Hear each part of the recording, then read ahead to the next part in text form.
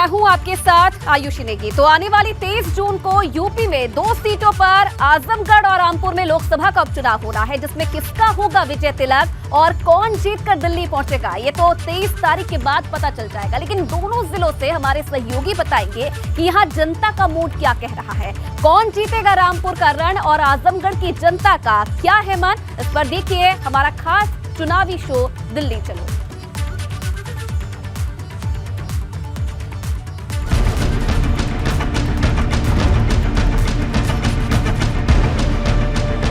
रामपुर से दिल्ली तक क्या है जनता का मिजाज।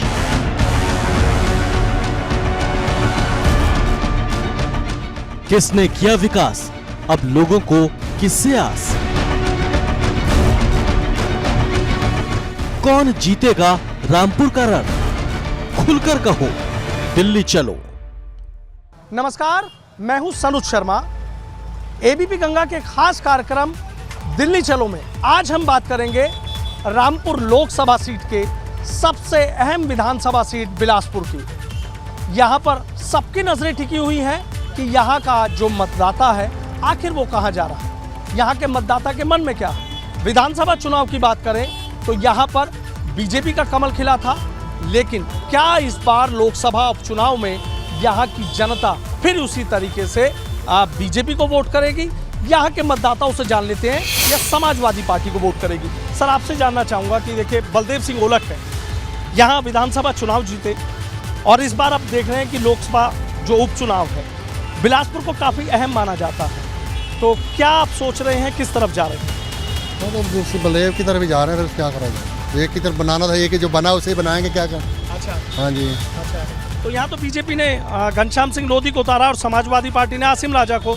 दोनों में आपको खड़ा मुकाबला लग रहा है या एक ही तरफ? देखो मुकाबला दोनों का है, देखो क्या होगा अब। अच्छा, आप किधर जा रहे हैं? हम तो बलदेव की तरफ जा रहे हैं, बीजेपी पूरी मजबूती से। हाँ जी, हाँ जी, तो घनश्याम जी को भेजेंगे दिल्ली? हाँ जी, हाँ जी। अच्छा, बाबू जी इनकी तो बात सुन ली, आपकी बात और बता दीजिए, क्या सोचकर यहाँ का मतदाता वोट करने जा रहा है? यहाँ का मतदाता ये सोच रहा है कि जब सरकार ऊपर बीजेपी की है तो यूपी में भी बीजेपी की है, तो इसलिए बीजेपी का ही कैंडिडेट को ऊपर भेजा जाए। जो मेन मतदाता वो यही सोच रहा है कि बीजेपी के कैंडिडेट ऊपर जाए। आप किसकी दिक्कत दूर करने जा रहे हैं? बिल्कुल सर, दिक्कत कोई नहीं है, हमारे लोधी जी ही जीतेंगे। हमारे योगी जी के नेतृत्व में इतना अच्छा कार्य हो रहा है और हमारे माननीय बलदेव सिंह मंत्री जी जो हैं यहाँ के, बिलासपुर का हमारा इतना विकास हुआ है, अब से पहले हमने कभी ऐसा विकास नहीं देखा है। और हर इंसान की फरियाद सुनने वाले हैं वो, सबका सुन के हर काम होता है। उनके नेतृत्व में सारा काम अच्छा हो रहा है बिलासपुर में। हम यहाँ के बचपन से रहने वाले हैं, यहाँ पे अभी तक हमने नहीं देखा था, कभी लाइट नहीं आती थी, कभी कोई सफाई नहीं थी, कभी कोई पार्क नहीं था। आज इतना बड़ा पार्क दिया उन्होंने, चौराहा चौड़ा हो रहा है, रोडवेज़ के लिए उन्होंने व्यवस्था की है। जितना वो सोच रहे हैं उतना बहुत अच्छा, और आगे भी वो बहुत कुछ करेंगे, उनके मन में बहुत कुछ है। भाई साहब, आप क्या सोच रहे हैं? उन्होंने तो तस्वीर साफ कर दी है। बिल्कुल जी, घनश्याम लोधी जी जीतेंगे यहाँ से, दिल्ली भेजेंगे? बिल्कुल बिल्कुल। मोदी जी का हाथ मजबूत करेंगे और योगी जी का। हाँ जी, क्योंकि विकास दोनों कर रहे हैं, सबका साथ सबका विकास, कोई दिक्कत नहीं है हमें, तो इसलिए हम लोग उन्हीं को वोट करेंगे। अच्छा, कोई और सोचेंगे नहीं? नहीं, और कोई ऑप्शन ही नहीं है, दो ही लोग हैं उनको, और बीजेपी को ही। अच्छा, बीजेपी को देंगे, आप बता दीजिए। हाँ जी, बीजेपी को देंगे, बीजेपी को ही वोट देंगे हम। क्या मुद्दा है? मुद्दा क्या है जी, मेन चीज़ है यहाँ पे हिंदू मुस्लिम बहुत हो रही है, तो हमें अपने हिंदू समाज को मजबूत करना है, तो बीजेपी ही इसके लिए क्या नाम है, एक मजबूत पार्टी है, तो हम बीजेपी को ही सपोर्ट करेंगे। अच्छा, बीजेपी को किसी और को नहीं करेंगे? नहीं, और किसी को नहीं करेंगे। हाँ जी। तो कोई टक्कर मान रहे हैं या नहीं है? टक्कर तो जी क्या नाम है, सपा की और बीजेपी की रहनी है, मगर हम बीजेपी को देंगे और बीजेपी ही जीतेगी। अच्छा, बीजेपी जीतेगी। देखिए यहाँ तो ज़्यादातर मुझे लग रहा है बीजेपी के सपोर्टर हैं। आप युवा हैं, युवाओं के कंधे पर भी बड़ी जिम्मेदारी है, वोट की ताकत तो आपकी भी बड़ी कीमती है, तो अपना कीमती वोट कहाँ, किसको सोचकर और क्या सोचकर वोट डालेंगे? इस बार माननीय आजम खान साहब ने एक बात बोली बहुत बढ़िया। उन्होंने कहा कि टीपू उनका घर का नाम था, उनको लोगों ने सुल्तान बना दिया, वैसे आसिम इनका नाम है और आप इनको राजा बना दो। तो इस बार रामपुर लोकसभा की जो जनता है वो, जहां तक मैं मानता हूं कि एक तरफा मतदान आसिम राजा साहब के हक में करने वाली है। रही बात औलख साहब की, हमारे माननीय हैं, हमारे मंत्री हैं, उनकी हम बहुत इज्जत करते हैं, और कहीं ना कहीं बिलासपुर में उन्होंने काफ़ी विकास करवाया। लेकिन जब आप लोकसभा स्तर पर देखते हैं तो जो विकास आज़म खां साहब ने रामपुर में करवाया है या जो विकास समाजवादी पार्टी ने रामपुर ज़िले में करवाया है, वो मुझे उसकी कोई टक्कर भाजपा के कार्यकाल में दिखती नहीं। यहाँ के लोगों की हमने बात सुनवाई है। युवाओं की बात कर लेता हूँ तो युवाओं का कहना है कि साइकिल दौड़ाएंगे और जो बाकी लोग हैं वो ये कह रहे हैं कि कमल खिलाएंगे। रेस साइकिल जीतेगी या कमल खिलेगा ये तो वक्त तय करेगा, लेकिन मतदाताओं के जिस तरीके से लगातार रुझान बदलते जा रहे हैं वो कहीं ना कहीं प्रत्याशियों के दिलों की धड़कनें ज़रूर बढ़ा रहे हैं। और ये धड़कन कब थमेगी या ये कहें कि ये कब प्रत्याशी इस बात को समझ पाएंगे कि मजबूती से वो लड़ रहे हैं, उनके सामने वाला नहीं, ये कहीं ना कहीं दिलचस्प होने जा रहा है। और रही बात बिलासपुर की जनता की, तो जनता के मुद्दे बहुत हैं, जनता की अपनी अलग राय है और यही राय ये फैसला करेगी कि रामपुर के रण में आखिर जीतेगा कौन।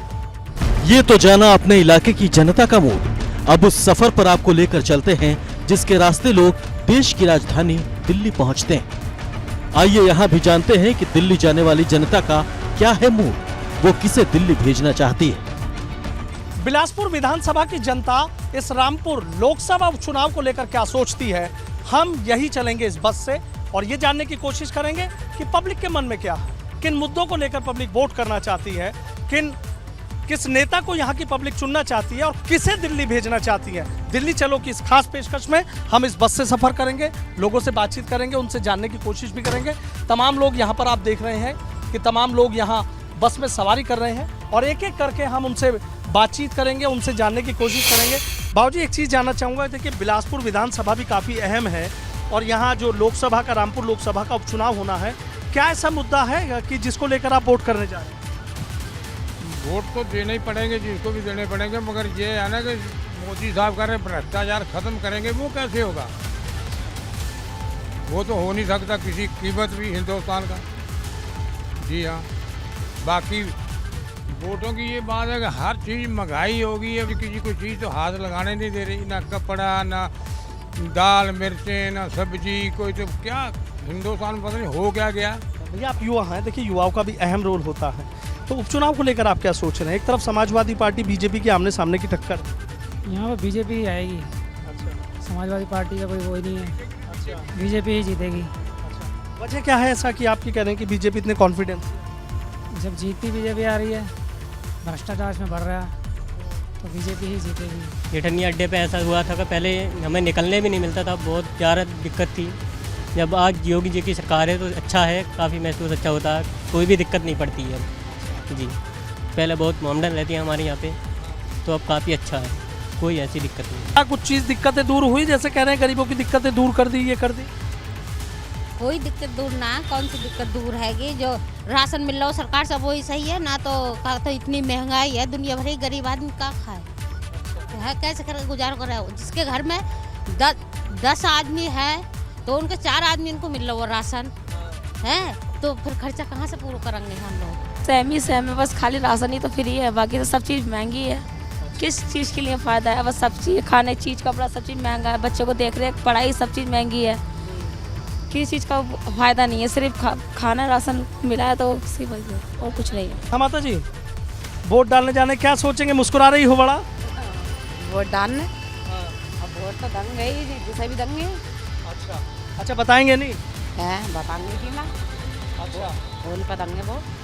अच्छा, फूल पे देंगे।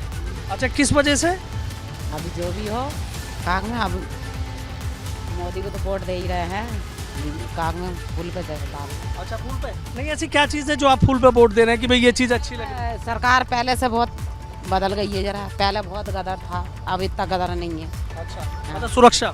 हाँ, पहले गुंडागर्दी ज़्यादा ही, और अब नहीं है पहले हाई। अच्छा, चोरी डकैती नहीं है इतनी।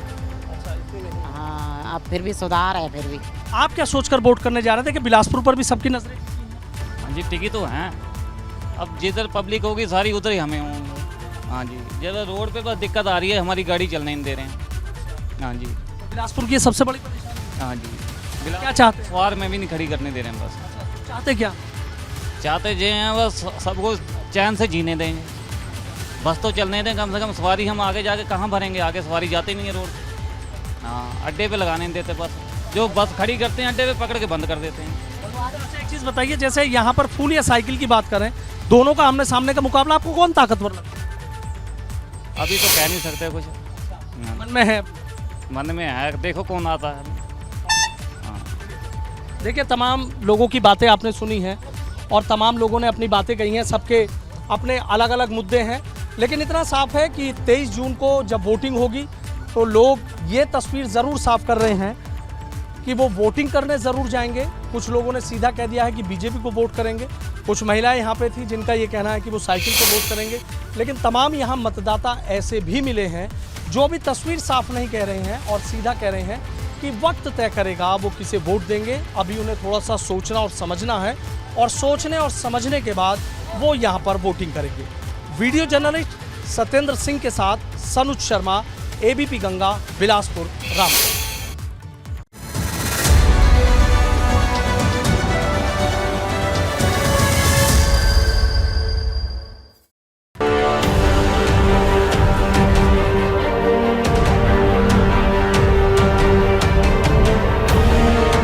आजमगढ़ से दिल्ली तक क्या है जनता का मिजाज?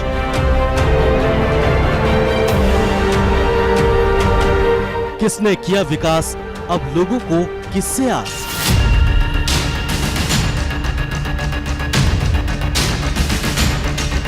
कौन जीतेगा आजमगढ़ का रण? खुलकर कहो, दिल्ली चलो। मुबारकपुर विधानसभा की जनता इस बार किसे दिल्ली भेजेगी, ये हम जनता से जानते हैं। अब देखिए, इस वक्त हम एक चट्टी और ग्रामीण चट्टी इसे कहते हैं, वहाँ पर मौजूद है, जनता भी हमारे साथ मौजूद है। तो आप यहाँ के वोटर हैं? जी हाँ, बताइए। तो किसको दिल्ली भेजेंगे इस बार सांसद बना के? सांसद बना करके इस बार तो देखिए निरहुआ जी का मन है। निरहुआ दिनेश लाल यादव। दिनेश लाल यादव? जी जी। क्यों? अब कहीं ना कहीं देखा जाए तो अच्छी साबित हो रही है बीजेपी। इस बार किसको भेज रहे हैं दिल्ली? अरे भाई, हम तो सपा को वोट देते हैं, सपा को देंगे। मतलब जिसको देते हैं उसी को देंगे? हाँ।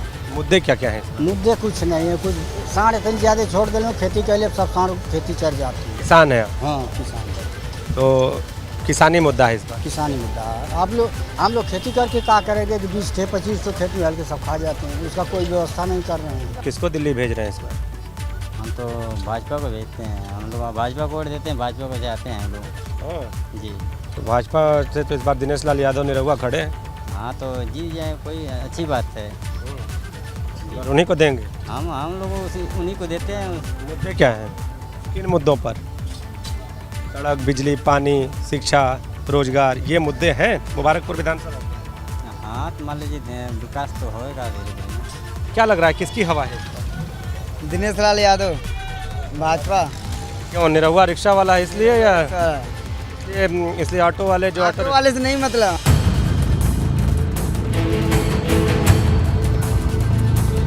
ये तो जाना अपने इलाके की जनता का मूड। अब उस सफर पर आपको लेकर चलते हैं जिसके रास्ते लोग देश की राजधानी दिल्ली पहुंचते हैं।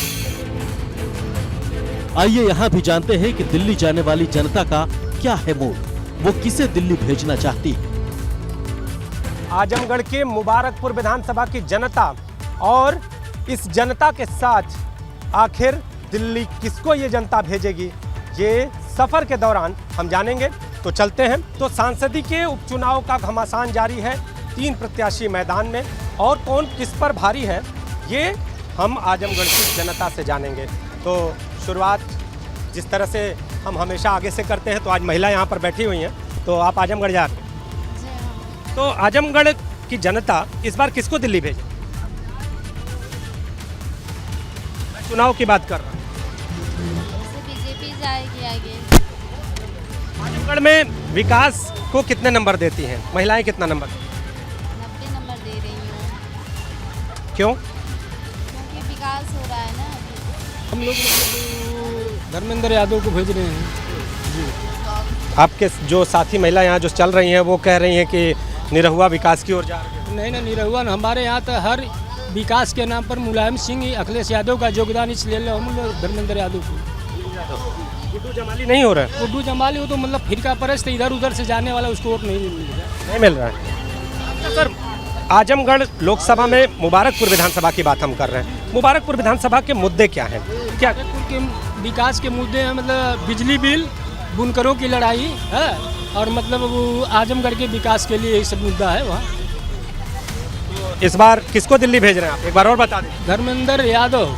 दिल्ली इस बार दिल्ली किसको भेज रहे हैं? धर्मेंद्र यादव जी है नाम। धर्मेंद्र यादव को भेज रहे हैं। क्यों भेज रहे हैं? अच्छा बटन साहब भेज रहे हैं। आप बताइए, वोटर हैं आप? हाँ। तो दिल्ली किसको भेज रहे हैं? गुड्डू जमाली। गुड्डू जमाली। गुड्डू जमाली को? ये तो कह रहे हैं वो इधर उधर वाले हैं, आप क्या कह रहे हैं? कहने का तो कोई भी कुछ भी कहेगा। बताइए इस बार दिल्ली किसको भेज रहे हैं? गुड्डू जमाली। गुड्डू जमाली क्यों? क्योंकि वो लॉकडाउन में जो है सबका बहुत मदद की है, राशन से, ऑक्सीजन से। नेता नहीं थे उसके पहले भी गरीबों की बहुत मदद करते। आजमगढ़ के जो युवा हैं इस बार के चुनाव में किसको दिल्ली भेजे? दिनेश लाल यादव। क्यों? क्योंकि उन्होंने मुझे ऐसा लगता है कि उनकी सोच नई है, विकास की तरफ है, विकास कर सकते हैं वो। धर्मेंद्र यादव 750 किलोमीटर दूर चल के क्यों आए हैं, पहली चीज़। और दूसरी चीज़, गुड्डू जमाली भी, उनको भी जानते हैं, सारा कुछ जानते हैं। मुबारकपुर विधानसभा से विधायक भी रहे हैं। क्या विकास किया उन्होंने, उसके अलावा उनका धंधा क्या है, इसको भी जानने की कोशिश करिए। सारा कुछ। हम जात पात की बात नहीं करते हैं और नहीं बता सकते हैं कि कौन की जात से क्या, लेकिन सबसे कहने का महत्वपूर्ण चीज़ क्या होती है, समाज क्या होता है। समाज होता है संबंधों का जाल। जो समाज में किसी के लिए, हम आपके लिए मर रहे हो, आप हमारे लिए। मैथिली शरण गुप्त ने कहा है, न रहो न निराश करो मन को, कुछ काम करो कुछ धाम करो, जग में रहकर कुछ नाम करो। कहा गया कि नहीं? तो सबसे कहने का मतलब ये है कि आप जाति से, पाति से हट के कोई भी काम किए हैं, जो भी आपके लिए अच्छा कर रहा है, आप हमारे लिए मरेंगे, हम आपके लिए मरेंगे। तो कदम चलेंगे, हम 10 कदम चलेंगे। किसके साथ कदम से कदम मिला रही है इस बार आजमगढ़ की जनता? हम कदम से कदम मिलाएंगे। किसको भेजेंगे? सीधा सीधा बताइए, किसको भेजेंगे? सीधा सीधा भेजेंगे सर, हम जो है निरहुआ को। निरहुआ को भेजेंगे? हाँ, दिनेश लाल यादव। देखिए, बहुत लंबे समय से अपने जो कविताएं हैं और उसके साथ कई बातों में उलझाया इन्होंने, लेकिन बता रहे हैं कि दिनेश लाल यादव को भेजेंगे। ये कंडक्टर महोदय हैं, टिकट काट रहे हैं, और इनसे हम आजमगढ़ में भी कई बार मिलते हैं। जो आजमगढ़ की सड़कें हैं वहाँ पर आप चहलकदमी करते हैं, तो बताइए क्या लग रहा है, किसके पक्ष में जनता? राजनीति में हम क्या सर, हम तो नहीं आएंगे। ड्यूटी करने वाले आदमी। आप राजनीति में नहीं आएंगे? नहीं सर। तो जनता क्या कह रही है, किसकी तरफ आप भी बात कर? जनता का मूड है, जो जिधर वो लोग सेलेक्ट करें। जिधर सेलेक्ट ले, ये जनता का मूड है। ये तो जाना अपने दिल्ली पहुंचने वाली जनता का मूड। अब आपको दिखाते हैं आजमगढ़ से सपा उम्मीदवार धर्मेंद्र यादव किस तरह अपनी जीत का दावा ठोक रहे हैं। और निरहुआ की फिल्मी छवि कहीं भारी पड़ती दिखाई दे रही है क्या? क्योंकि चर्चाएं बड़ी हैं और जो बयान आ रहे हैं, जो बयान दे रहे हैं, निरहुआ अपना पूरा जोश खरोश के साथ घूम रहे हैं। क्या लग रहा है, आप मुस्कुरा भी रहे हैं? कभी कभी बयानों पे हंसी भी आती है कि क्या बयान आ रहे हैं। खैर, वो उनका अपने सोच और नज़रिया हो सकता है, उसमें मुझे कुछ कहना नहीं है। लेकिन हाँ, मैं ये ज़रूर कह सकता हूँ कि आजमगढ़ के लोगों का जो स्वाभाविक राजनीतिक तेवर है, स्वाभाविक उनका जो राजनीति के प्रति सोच है, दृष्टिकोण है, और मैं आज बड़ी जिम्मेदारी से कह रहा हूँ कि देश की राजनीति किस दिशा में जाए, शायद अन्य क्षेत्रों के लोग बाद में समझते हैं या उसको अनुसरण करते हैं। आजमगढ़ के लोग नई दिशा देते हैं, और ये आज का नहीं है, ये आज़ादी से लेके आज तक जब से लोकतंत्र है तब से आजमगढ़ का इतिहास चला रहा है। तो आजमगढ़ की ऐतिहासिक जगह है। धर्मेंद्र जी, चर्चाएं हैं, चर्चाएं ये है कि यहाँ पर जिस तरह से दलित वोट, इसके साथ बात करें मुस्लिम वोट, यादव वोट, ये तीन जो वोट हैं वो निर्धारित करते हैं कि कौन जीतेगा कौन हारेगा। मुस्लिम वोट इस बार ज़्यादा जा रहा है और बसपा ने मुस्लिम प्रत्याशी खड़ा किया है। तो ऐसी स्थिति में दिल्ली की राह कितनी आसान, कितनी कठिन, क्या लगता है आपको, कैसे दिल्ली भेजेगी जनता? बिल्कुल भेजेंगे। किसी उम्मीदवार के आने और जाने से हमारे माइनॉरिटी के इतने समझदार लोग कभी फैसले नहीं बदलते। उम्मीदवार तो हर दल से कोई ना कोई आएगा, उसकी तो चिंता कभी की नहीं जा सकती। लेकिन जहाँ तक सवाल है, लोग देख रहे हैं कि बहुजन समाज पार्टी की नेता ने क्या क्या कहा। उन्होंने कभी कहा कि सपा को हराने के लिए भाजपा की मदद कर दो, इस विधानसभा के चुनाव में कितना गोपनीय समझौता चला है वो पूरा देश देख रहा है। भारतीय जनता पार्टी आज प्रदेश की सरकार में है तो कहीं ना कहीं, और मैं समझता हूँ सबसे ज़्यादा बहुजन समाज पार्टी की देन है। तो ये आजमगढ़ के लोग समझ रहे हैं। उन लोगों के जब लोगों की उनकी समस्याओं का सवाल आता है तो लोग जानते हैं समाजवादी पार्टी के अलावा किसी दूसरे दल ने कभी उनके हक में संघर्ष नहीं किया। और उन लोगों को, विशेषकर अगर माइनॉरिटी के साथियों के बारे में आप कहना चाहेंगे तो उनको समाजवादी पार्टी को कभी सबूत देने की आवश्यकता नहीं है, क्योंकि आज का रिश्ता नहीं है, बहुत मजबूत रिश्ता बनाया हुआ नेताजी का है और बड़े संघर्ष का, संकट का साथ है एक दूसरे का। तो स्वाभाविक है उनका समर्थन, आशीर्वाद, दुआएं हमेशा रही हैं और इस चुनाव में भी रहेंगी। अपने जो समर्थक हैं, अपने जो पार्टी के पदाधिकारी हैं, अपने अंदाज में उनसे कैसे कहेंगे कि दिल्ली चलो? नहीं, जो मुझे कहने की तो आवश्यकता नहीं है और मुझे खुशी इस बात की कि जो साथी मिल रहे हैं, जो लीडर मिल रहे हैं, इवन जो वोटर मिल रहे हैं, जिन लोगों से मुझे मिलने का मौका मिल रहा है, सब कह रहे हैं कि हम दिल्ली भेज रहे हैं, सब कह रहे हैं कि हम पार्टी को ताकत देंगे, सब कह रहे हैं कि माननीय अखिलेश यादव जी के नेतृत्व को मजबूत करेंगे, सब कह रहे हैं। कोई मुझे अपनी तरफ से इनिशिएट करने की ज़रूरत नहीं पड़ रही है, बल्कि खुद कह रहे हैं कि आप परेशान नहीं हो, बल्कि हर व्यक्ति ये कहता चिंता न करना। वो एक उत्साह और एक ताकत जो अपनेपन की होती है, जो एक परिवार में होती है, जब परिवार का कोई बेटा कहीं निकलता है तो लोग, बड़े बुजुर्ग जिस तरह आशीर्वाद देते हैं, चिंता न करना बेटा, हम सब आपके साथ हैं। तो ये आजमगढ़ के आवाम का आशीर्वाद मिल रहा है। कैमरामैन विशेष के साथ नीतीश कुमार पांडे, एबीपी गंगा, आजमगढ़।